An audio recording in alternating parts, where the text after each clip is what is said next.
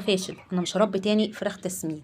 الكلمه دي بنسمعها من ناس كتير قوي. انا مش هربي، المشروع ده ما فيهوش اساسا تعب بس ما فيهوش اي مكسب. وانا اولكم كنت بقول الكلام دوا ان المشروع فاشل من اول دوره جبت فيها. يعني اول ما ابتديت كده ولقيت الفراخ تعبت مني قلت لا، ده مشروع فاشل، انا مش هربي تاني.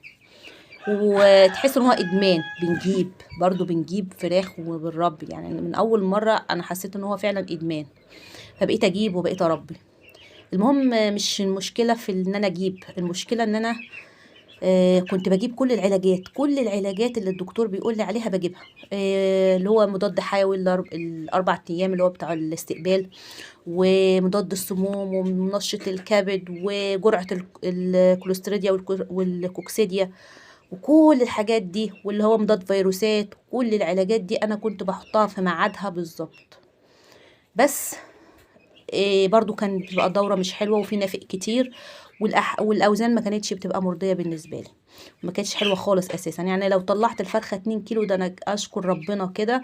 ولو كام فرخة في الدورة كده 2 كيلو تبقى حلوة قوي. كان أغلبيتها بقى بتبقى كيلو وربع، كيلو ونص، والدنيا مش تمام خالص معايا. فضلت على الموضوع ده كتير، كتير قوي، بتاع سنة ولا سنتين ماشية على الموضوع دوا.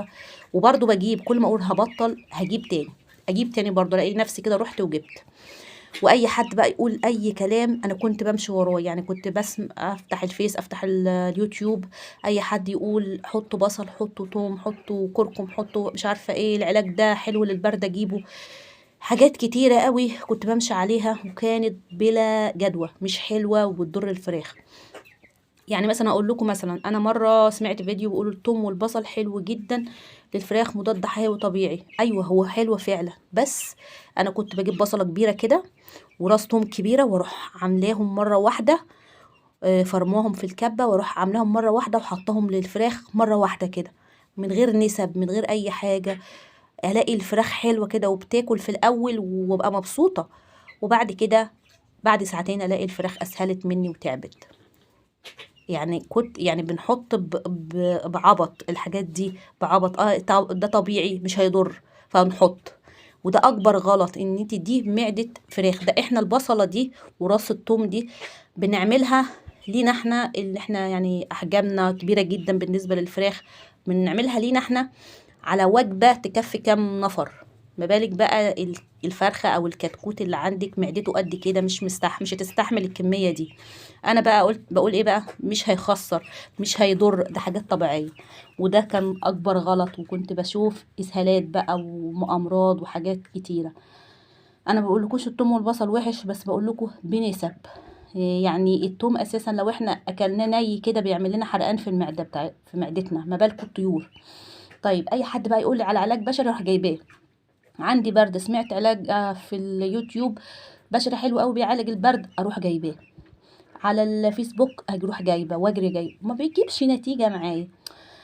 فقررت لا، طب انا كده كده الفراخ بتتعب مني، انا بجيب الفراخ دي اربيها لبيتي، مش جايباها ان انا اديها علاج. طب ما انا اجيب من بره احسن، ما انا كده كده بدي علاج.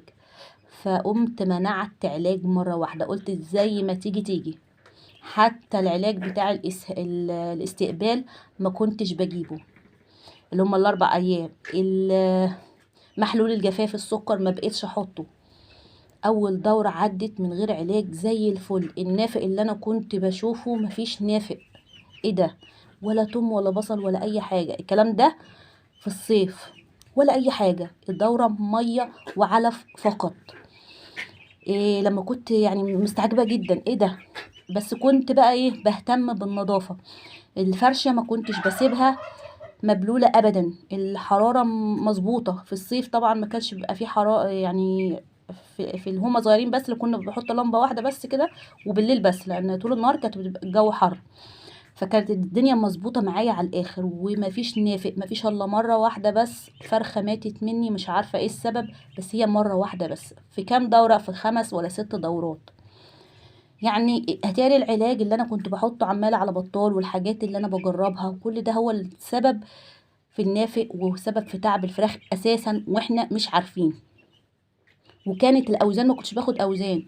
سبحان الله، بعد ما بطلت العلاج ولا كنت بدي هرمونات ولا كنت بدي حاجه، بلاقي الفرخه كده اقل فرخه عندي 2 كيلو ونص، حاجه كده تشرح القلب، حاجه حلوه من غير اي ادويه، من غير اي حاجه.